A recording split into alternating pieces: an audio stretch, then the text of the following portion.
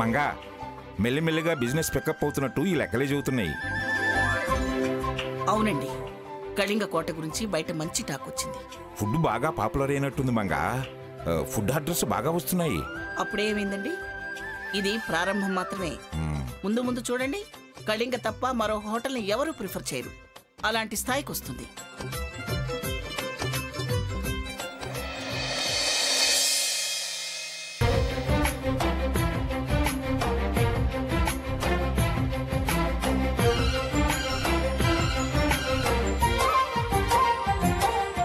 సాకేత్, అదేమన్నా సరే నువ్వు మాత్రం సీరియస్ అవ్వద్దు.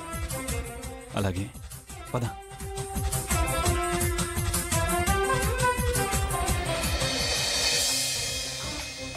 ఏమిటి సీత, ఏమిటిదంతా? మొత్తం షాప్ అంతా కొన్నట్టున్నావు.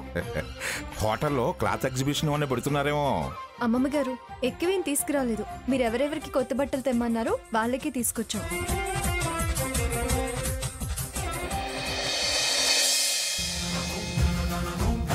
తాతయ్య గారు మీకు లాల్చీ పైజామా, అమ్మమ్మ గారు మీకు పట్టు చీర. అమ్మా ఇదిగో నీకు చీర. ఇదేమో మన మహోన్నతికి, ఇది నాకు, ఇది సాకేత్కి, ఇది రఘుకి, ఇది హంసకి.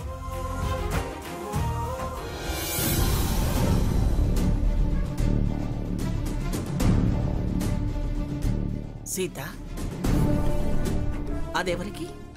స్వర్ణ కోసం తీసుకొచ్చాను అమ్మమ్మ గారు.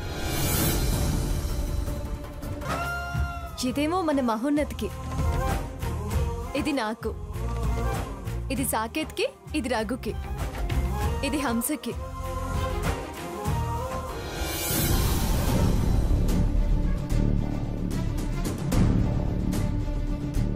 సీత, అదెవరికి? స్వర్ణ కోసం తీసుకొచ్చాను అమ్మమ్మ గారు. స్వర్ణ కోసమా? అవునమ్మా, ఎంతైనా అది కూడా ఈ ఫ్యామిలీ మెంబరే కదా. సాకేతు డైవర్స్ నోటీస్ ఇచ్చాడు కదమ్మా. నేను అదే అన్నాను. అదే కాస్త దానిలో మార్పు తెచ్చినట్టుంది. మార్పా? దానికా? మూర్ఖత్వం ఎక్కువైంది. నా మొగుడు అంటుంది కదమ్మా. హంస మీద దెబ్బలాడుతుంది. వాళ్ళ దగ్గరగా ఉంటే సహించలేకపోతుంది. వాళ్ళెక్కడుంటే అక్కడ ప్రత్యక్షమవుతుంది. వాళ్ళ వెనకాల గాజులమ్మ గుడికి వెళ్ళింది. పూజ ఆపడానికి శతవిధాల ప్రయత్నం చేసింది. ఇదంతా మార్పు కాక ఇంకేమవుతుందమ్మా? అదెవరికి? స్వర్ణ కోసం తీసుకొచ్చాను అమ్మమ్మ గారు. స్వర్ణ కోసమా? అవునమ్మా, ఎంతైనా అది కూడా ఈ ఫ్యామిలీ మెంబరే కదా. సాకేతు డైవర్స్ నోటీస్ ఇచ్చాడు కదమ్మా. నేను అదే అన్నాను. అదే కాస్త దానిలో మార్పు తెచ్చినట్టుంది. మార్పా? దానికా? మూర్ఖత్వం ఎక్కువైంది. నా మొగుడు అంటుంది కదమ్మా. హంస మీద దెబ్బలాడుతుంది. వాళ్ళ దగ్గరగా ఉంటే సహించలేకపోతుంది. వాళ్ళెక్కడుంటే అక్కడ ప్రత్యక్షమవుతుంది. వాళ్ళ వెనకాల గాజులమ్మ గుడికి వెళ్ళింది. పూజ ఆపడానికి శతవిధాల ప్రయత్నం చేసింది. ఇదంతా మార్పు కాక ఇంకేమవుతుందమ్మా?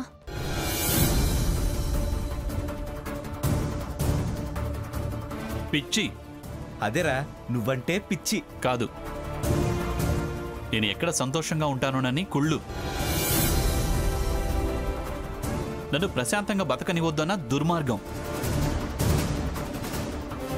సీత ఏ కోణంలో చూస్తుందో అలాగే ఆలోచిస్తే తప్పేముందిరా. అది నిన్న గుడి దగ్గర అన్న మాటలతో నేను కూడా మౌనంగా ఉన్నాను. నేను చేసిన తప్పని కాదు, నేను కూడా సీతలాగే ఆలోచించాను. నేను నమ్మను గ్రాని.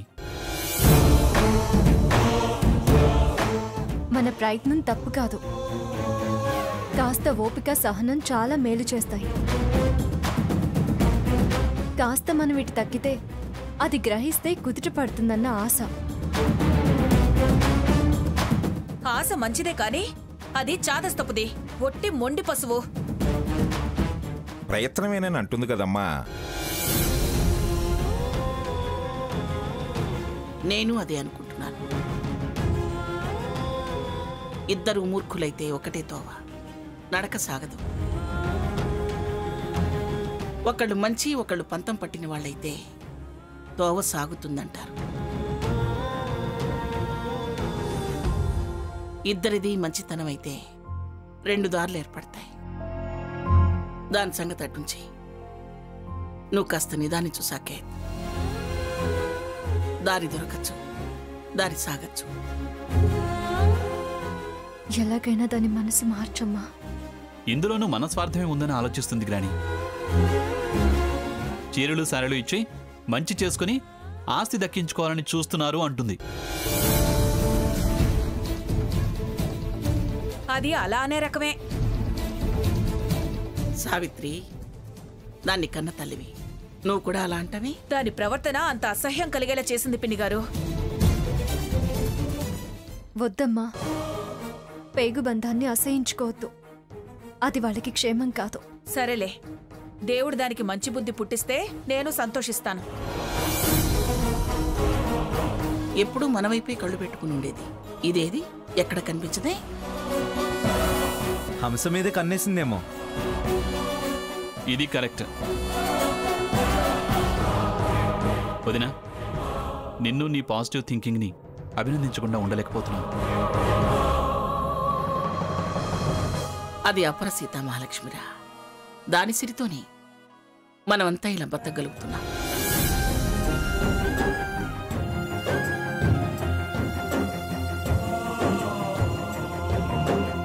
సాకేత్, స్వర్ణ వస్తుంది. సాకేత్ ప్లీజ్ తీసుకో. సాకేత్ తీసుకో. తీసుకోరా.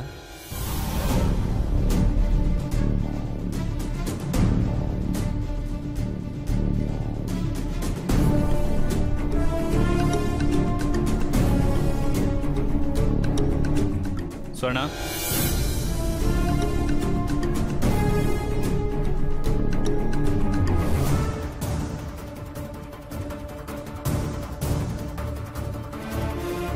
సాకేత్. స్వర్ణ, ఏంటి? పండగని అందరికీ బట్టలు తెచ్చాం. ఇదిగో నీకోసం చీర తెచ్చా, తీసుకో.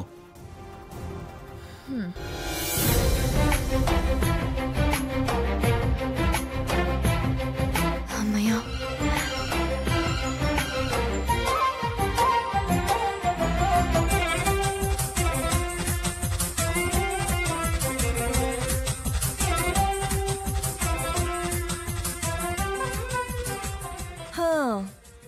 చీరలు కట్టడం మానేసి చాలా రోజులైంది.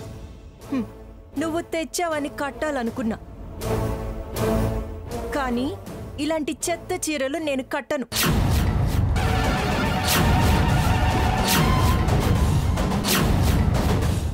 నాకేమీ అవసరం లేదు. ఇది కట్టి నా లెవెల్ తగ్గించుకోవాల్సిన అవసరం నాకు లేదు.